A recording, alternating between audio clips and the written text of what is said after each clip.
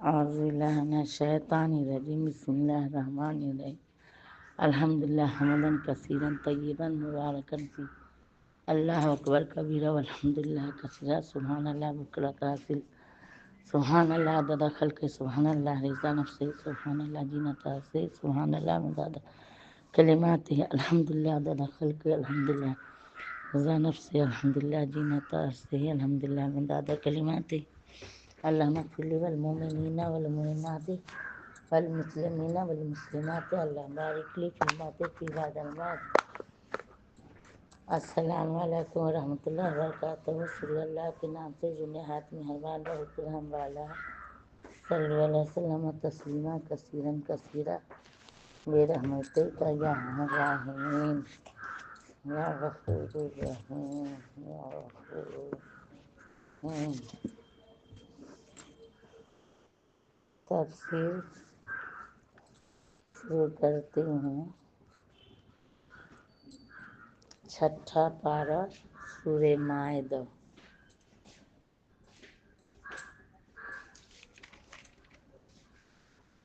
چھٹی رکوع سے 6 سپارہ چھٹا پارہ سورہ مائدہ۔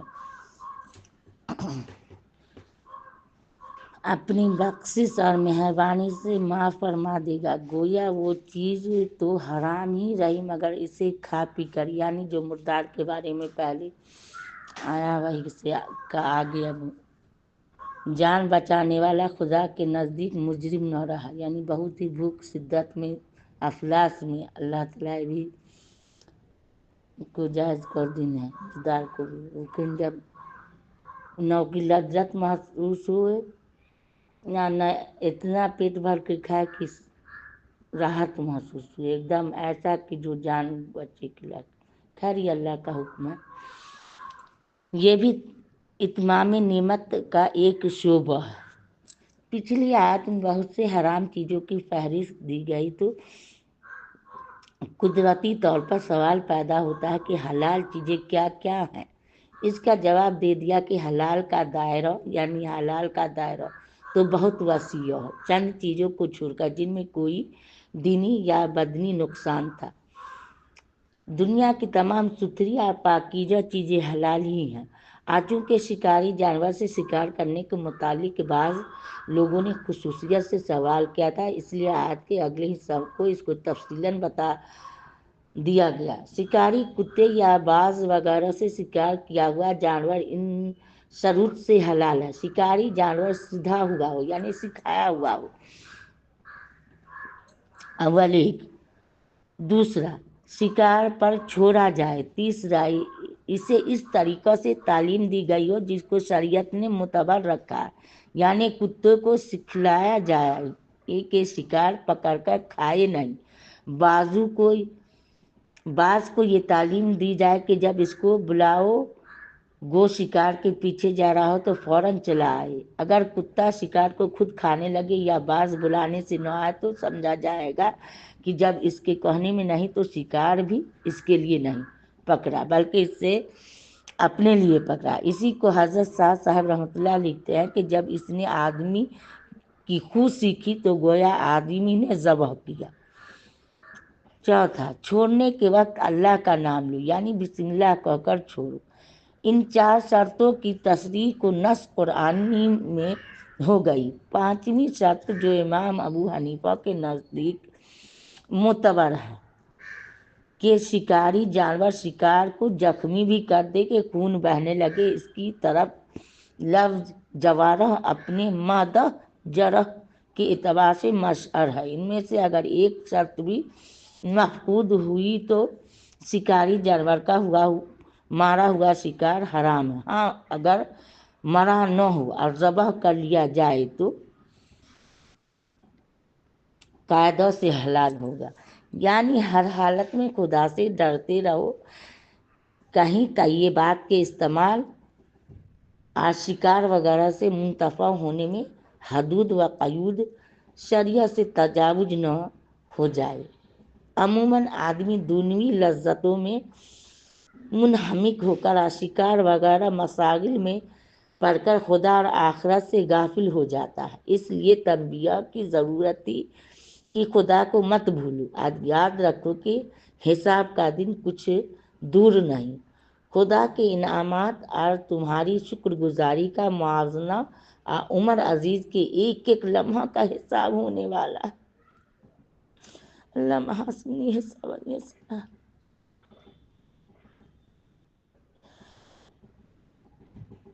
ایک ایک لمحہ کا حساب ہونے والا ہے۔ یعنی جیسے آج دین کامل تم کو دیا گیا، دنیا کی تمام پاکیزہ نعمتیں بھی تمہارے لیے دائمی طور پر حلال کر دی گئیں، جو کبھی منسوخ نہ ہوں گی۔ یعنی کہ اللہ تعالیٰ نے جتنی چیز کو جو بھی جانور کو حلال کیا ہے وہ منسوخ نہ ہوگا۔ جب تک دنیا ہے، اللہ کے نبی صلی اللہ علیہ وسلم کی شریعت میں جو چیز حلال ہو گئی وہ حلال ہے، جو حرام ہو گئی وہ حرام۔ یہاں طعام کھانے سے مراد ذبیحہ، یعنی کوئی یہودی یا نصرانی بشرطیہ کہ اسلام سے مرتد ہو کر یہودی یا نصرانی نہ بنا ہو، اگر حلال جانور ذبح کرتے وقت غیر اللہ کا نام نہ لے تو اس کا کھانا مسلمان کو حلال ہے۔ مرتد کے احکام جداگانہ ہے۔ اس مقام پر اس کا ذکر بطور مجازات و مکافات کے استرادن فرما دیا، یعنی بعض احادیث میں جو آیا ہے تیرا کھانا نہ کھائے مگر یہ پرہیزگار، اس کا مطلب یہ نہیں کہ غیر پرہیزگاروں کے لیے تمہارا کھانا حرام ہے۔ جب مسلمان کے لیے کافر کتابی کے ذبیحہ کی اجازت ہو گئی تو ایک محدث مسلم کا ذبیحہ کھانا دوسرے کے لیے کیوں حرام ہوگا؟ پاک دامن کی قید شاید ترغیب کے لیے، یعنی ایک مسلمان کو چاہیے کہ نکاح کرتے وقت پہلی نظر عورت کی عفت اور پاک دامنی پر ڈالے۔ یہ مطلب نہیں کہ پاک دامن کے سوا کسی اور سے نکاح صحیح نہیں ہوگا۔ اہل کتاب ایک مخصوص حکم کے ساتھ دوسرا مخصوص حکم بھی بیان فرما دیا، یعنی یہ کہ کتابی عورت سے نکاح کرنا شریعت میں جائز ہے، مشرکہ سے اجازت نہیں۔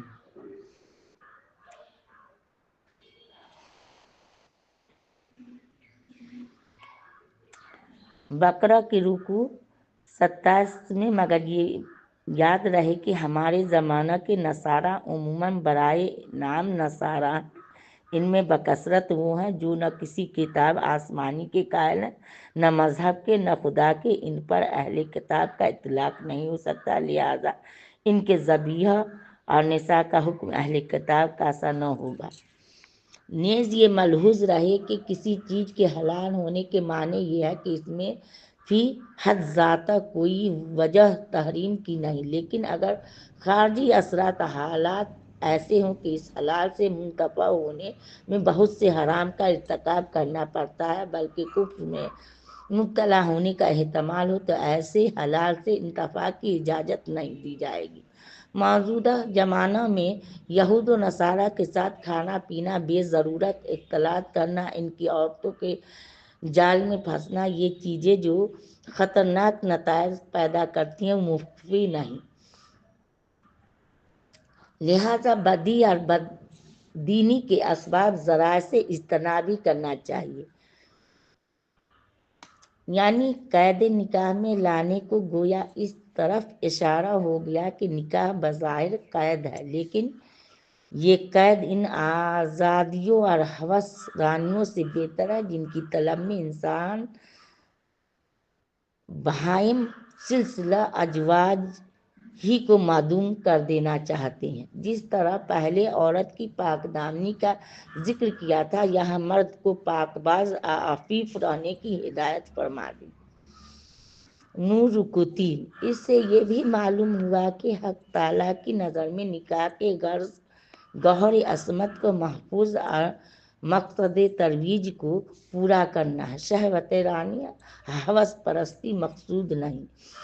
جن کتابی عورتوں سے نکاح کی اجازت ہوئی، اس کا فائدہ یہ ہونا چاہیے کہ مومن قانت کی حفاظت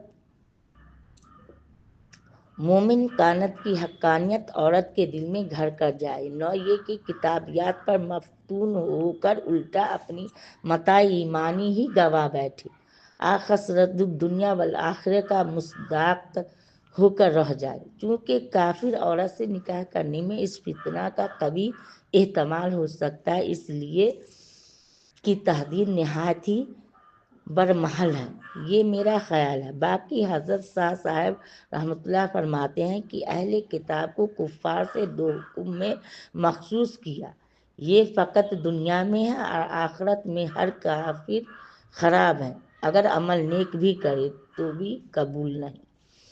امت محمدیہ پر جو عظیم الشان احسانات کیے گئے، ان کا بیان سن کر ایک شریف اور حق شناس مومن کا دل شکر گزاری اظہار وفاداری کے جذبات سے لبریز ہو جائے گا۔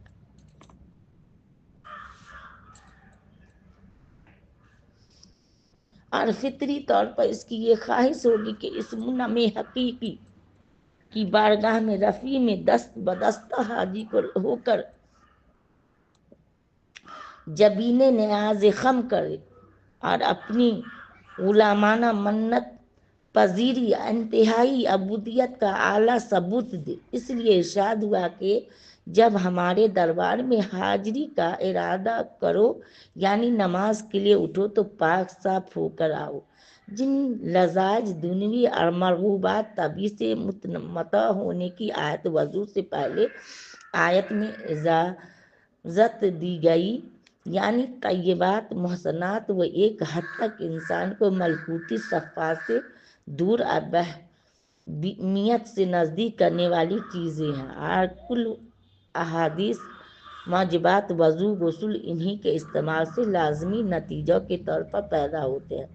لہذا مرغوبات نفسانی سے یکسو ہو کر جب ہماری طرف آنے کا قصد کرو تو پہلے بہتمیت کے اثرات اکل و شرب وغیرہ کے پیدا کیے ہوئے تقدرات سے پاک ہو جاؤ۔ یہ پاکی وضو اور غسل سے حاصل ہوتی ہے۔ نہ صرف یہ کہ وضو کرنے سے مومن کا بدن پاک و صاف ہو جاتا، بلکہ جب وضو باقاعدہ کیا جائے تو پانی کے قطرات کے ساتھ گناہ بھی جھڑتے جاتے ہیں۔ یعنی سو کر اٹھو یا دنیا کے مشاغل چھوڑ کر نماز کے لیے اٹھ کھڑے ہو تو پہلے وضو کر لو، لیکن وضو کرنا ضروری اس وقت ہے جب کہ پیشتر سے باوضو نہ ہو، یعنی کہ پہلے سے باوضو اگر ہے تو دوبارہ وضو کی ضرورت نہ، اگر کر لے تو کوئی بات نہ، لیکن اگر باوضو نہ ہو تو وضو کرنا ضروری ہے، باوضو نہ ہو۔ آیت کے آخر میں ان احکام کی جو غرض و غایت سے بیان فرمائی، اس سے معلوم ہو گیا کہ ہاتھ منہ وغیرہ دھونے کا وجوب اس لیے ہے کہ حق تعالیٰ تم کو پاک کر کے اپنے دربار میں جگہ دے۔ اگر یہ پاکی پہلے سے حاصل ہے اور کوئی ناقص وضو پیش نہیں آیا تو پاک کو پاک کرنے کی ضرورت نہیں، بلکہ اس کو ضروری قرار دینے سے امت حج میں پڑتی ہے، جس کی نفی میں کی گئی ہے۔ ہاں، مزید نظافت، نورانیت اور نشاط حاصل کرنے کے لیے اگر تازہ وضو کر لیا جائے تو مستحب ہوگا۔ شاید اس لیے آیت میں سطح کلام کی ایسی رکھی ہے جس سے ہر مرتبہ نماز کی طرف جانے کے وقت تازہ وضو کی ترغیب ہوتی ہے، یعنی تر ہاتھ سر پر پھیر لو۔ نبی کریم صلی اللہ علیہ وسلم مدت العمر میں مقدار ناسیہ سے کم کا مسح ثابت نہیں ہوتا، مقدار ناسیہ چوتھائی سر کے قریب ہے۔ ابو حنیفہ رحمۃ اللہ اس قدر مسح کو فرض کہتے ہیں۔ باقی اختلافات اور دلائل کی تفصیل کا یہ موقع نہیں۔ مترجم محقق نے پاؤں کے بعد لفظ کو نہ لکھ کر نہایت لطیف اشارہ فرما دیا کہ عطف مشغولات پر ہے، یعنی جس طرح منہ ہاتھ دھونے کا حکم ہے، پاؤں بھی ٹکنوں تک دھونے کا چاہیے، سر کی طرح مسح کافی نہیں۔ چنانچہ اہل سنت والجماعت کا اس پر اجماع اور احادیث کثیرہ سے یہی ثابت ہوتا ہے کہ اگر پاؤں میں موزے نہ ہو تو دھونا فرض ہے۔ ہاں، موضوع پر ان شرائط کے موافق جو کتب فقہ میں مذکور ہے، حکیم ایک دن رات اور مسافر 3 دن تک مسح کر سکتا ہے، یعنی کہ موضع پر۔ حکیم مطلب کہ جو مقیم ہے گھر میں، وہ 1 دن 1 رات تک موضع پر مسح کر سکا ہے۔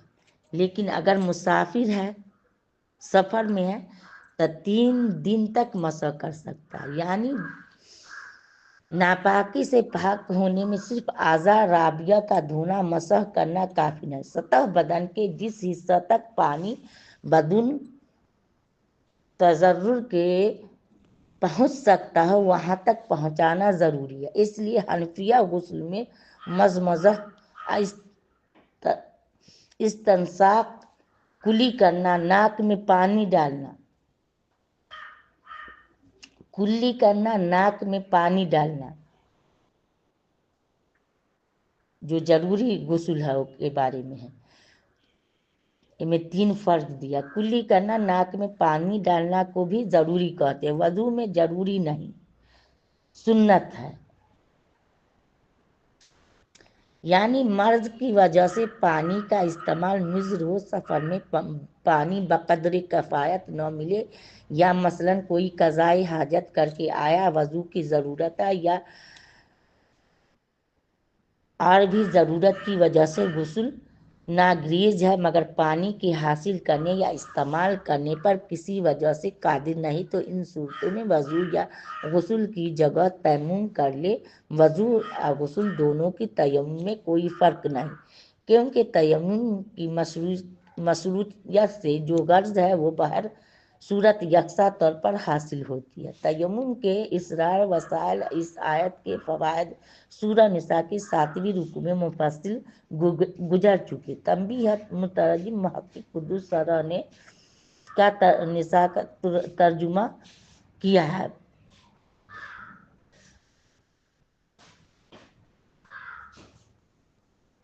اور بھی ناپاکی، یہ ترجمہ ابن عباس رضی اللہ عنہ، ابو موسیٰ اشعری رضی اللہ عنہ کی تفسیر کے موافق ہے، جیسے ابن مسعود رضی اللہ عنہ بھی سکوتاً تسلیم کیا ہے۔ کما فی البخاری۔ نیز مترجم علام نے ترجمہ میں قصد کرو کہہ کر اشارہ فرما دیا کہ اصل لغت کے اعتبار سے تیمم کے معنی میں قصد معتبر ہے۔ اس لغوی معنی کے مناسبت کا خیال رکھتے ہوئے تیمم شرعی میں قصد یعنی نیت کو علماء نے ضروری قرار دیا۔ اس لیے جو احادیث کثیر الوقوع تھے، اس میں سارے جسم کا دھونا ضروری نہ رکھا، صرف وہ اعضاء منہ، ہاتھ یا پاؤں، سر، جن کو اکثر بلا تمدد نہ کے رہنے والے عموماً کھلا رکھنے میں مذائقہ نہیں سمجھتے، ان کا دھونا مسح کرنا ضروری بتلایا تاکہ کوئی تنگی اور دقت نہ ہو۔ ہاں، حدث اکبر یعنی ضروری غسل جو احیاناً پیش آتی ہے، اس حالت میں نفس کو ملکوتی خصال کی طرف ابھارنے کے لیے کسی غیر معمولی تنبیہ کی ضرورت، اس کے ازالہ کے لیے تمام بدن کا دھونا فرض کیا گیا۔ پھر مرض اور سفر وغیرہ حالات میں کس قدر آسانی فرما دی۔ اول تو پانی کی جگہ مٹی کو مطہر بنا دیا، پھر اعضائے وضو میں سے نصف کی تخفیف اس طرح کر دی کہ جہاں پہلے ہی سے تخفیف تھی، یعنی سر کا مسح اسے بالکل اڑا دیا، اور پاؤں کو شاید اس لیے ساقط کر دیا کہ وہ عموماً مٹی کے قریب رہتے ہیں، اور تمام اعضائے بدن کی نسبت سے گرد و غبار میں اس کا تلوث شدید تر، لہذا ان پر مٹی کا ہاتھ پھیرنا بیکار سا تھا۔ بس 2 عضو رہ گئے، منہ اور ہاتھ، انہی کو ملنے سے وضو اور غسل دونوں کا تیمم ہو جاتا ہے، کیونکہ وہ خود پاک ہے تو پاک ہی کو پسند کرتا ہے۔ پچھلی رکو میں جو نمائیں عظیمہ بیان ہوئی تھی، ان کو سن کر بندہ کے دل میں جوش اٹھا کہ اس منعم حقیقی کی بندگی کے لیے فوراً کھڑا ہو جائے۔ اسے بتلا دیا کہ ہماری طرف آؤ تو کس طریقے سے پاک ہو کر آؤ۔ یہ بتلانا خود ایک نعمت ہوئی، اور بدن کی سطح ظاہر پر پانی ڈالنے یا مٹی لگانے سے اندرونی پاکی عطا ہوئی۔ آپ بدن کی سطح ظاہر پر پانی ڈالیں یا مٹی لگانے سے اندرونی پاکی عطا فرما دینا، یہ دوسری نعمت ہوئی۔ بندہ ابھی پچھلی نعمتوں کا شکر ادا نہیں کر سکا تھا کہ قصد ہی کر رہا تھا کہ یہ جدید انعامات فائز ہوگا۔ اس لیے ارشاد ہوا، یعنی ان پہلی نعمتوں کو یاد کرنے سے پہلے ان جدید نعمتوں کا جو احکام وضو وغیرہ کے ضمن میں مبذول ہوئے، شکر ادا کرنا چاہیے۔ شاید الحمدللہ اللہ لکا الحمد ولکا شکر، شاید اسی لیے لعلکم تشکرون سے حضرت بلال رضی اللہ عنہ نے تحیۃ الوضو کا سراغ لگایا ہو۔ اس درمیانی نعمت کے شکریہ پر متوجہ کرنے کے بعد اگلی آیت میں ان سابق نعمت و احسانات عظیمہ کو پھر اجمالاً یاد دلاتے ہیں، جن کی شکر گزاری کے لیے بندہ اپنے مولا کے حضور میں کھڑا ہونا چاہتا ہے۔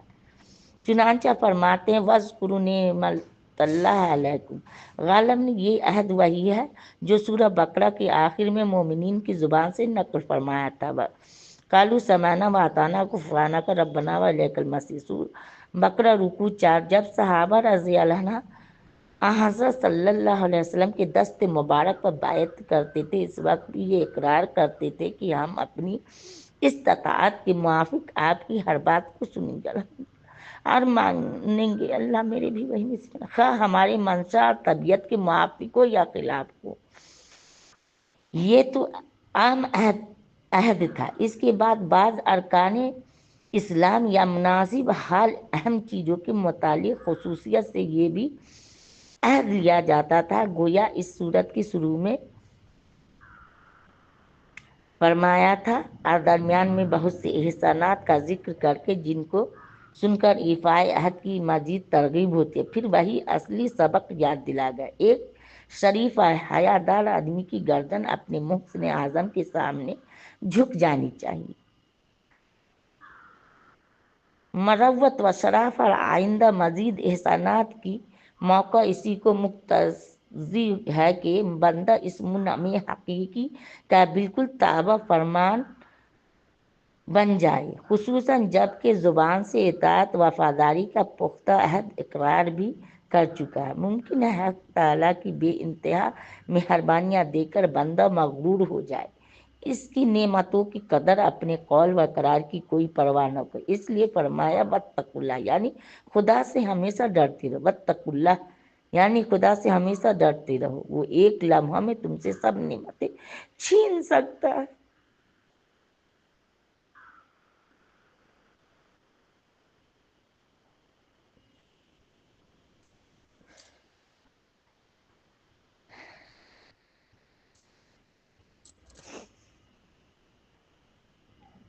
واتقوا اللہ یعنی خدا سے ہمیشہ ڈرتے رہو، وہ ایک لمحہ میں تم سے سب نعمتیں چھین سکتا ہے اور ناشکری اور بدعہدی کی سزا میں بہت سخت پکڑ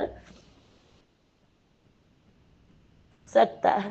بہرحال مروت، شرافت، امید، خوف، ہر چیز کا تقاضا یہ ہے کہ ہم اس کی مخلصانہ اطاعت وفاداری میں پوری مستعدی دکھلائیں۔ آگے والیم بذات صدور ہے، ہم جو کچھ کریں گے وہ ہمارے اخلاص یا نفاق، ریاکاری یا قلبی نیاز مندی کو خوب جانتا ہے۔ والیم بذات صدور، ہم جو کچھ کریں گے وہ ہمارے اخلاص، نفاق، ریاکاری یا قلبی نیاز مندی کو خوب جانتا ہے۔ فقط زبان سے سمعنا اطعنا کہنے یا شکر گزاری کی رسمی اور ظاہری نمائش سے ہم اس کو دھوکہ نہیں دے سکتے۔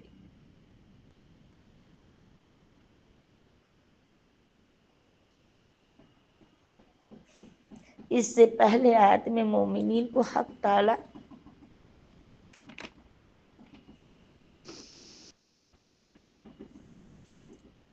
کے احسانات، اپنا عہد و پیمان یاد کرنے کا حکم دیا تھا۔ یہاں بتلا دیا کہ صرف زبان سے یاد کرنا نہیں بلکہ عملی رگ میں اس کا ثبوت مطلوب ہے۔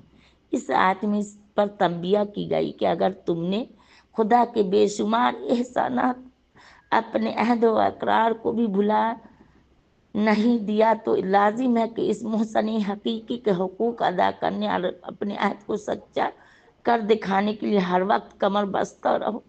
اور جب کوئی حکم اپنے آقا ولی نعمت کی طرف سے ملے تو فوراً تعمیل حکم کے لیے کھڑے ہو جاؤ اور خدا کے حقوق کے ساتھ مخلوق کے حقوق ادا کرنے میں بھی پوری جد و جہد اور اہتمام کرو۔ چنانچہ قوانین اللہ میں حقوق اللہ کی اور شہدہ بالقسط میں حقوق العباد کی طرف اشارہ ہے۔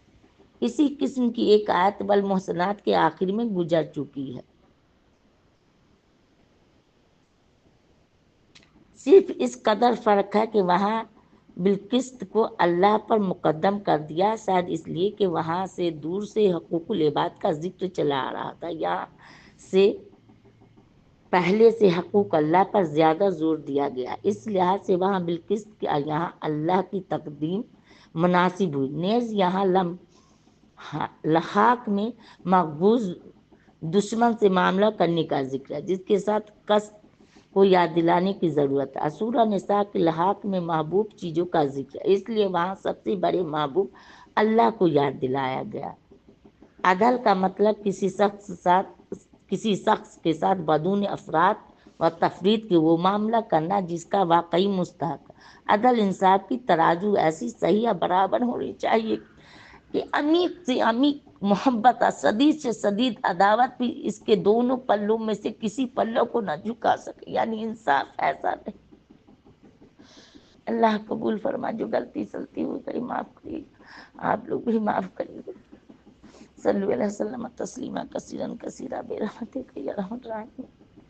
سبحان ربک رب العزت عما یصفون وسلام علی المرسلین والحمد للہ رب العالمین وآخر دعوانا الحمد للہ رب العالمین۔ سورہ مائدہ 6 پارہ لاہب اللہ 6 رکوع تک پڑھا ہے۔ اللہ قبول فرمائے، جو غلطی سلطی ہو گئی ہوگی آپ لوگ بھی معاف کریے گا، اللہ بھی معاف کرے۔ اللہ مغفر لی والمؤمنین والمؤمنات والمسلمین والمسلمات۔ دعائے مغفرت میں یاد کریے۔ السلام علیکم ورحمۃ اللہ وبرکاتہ۔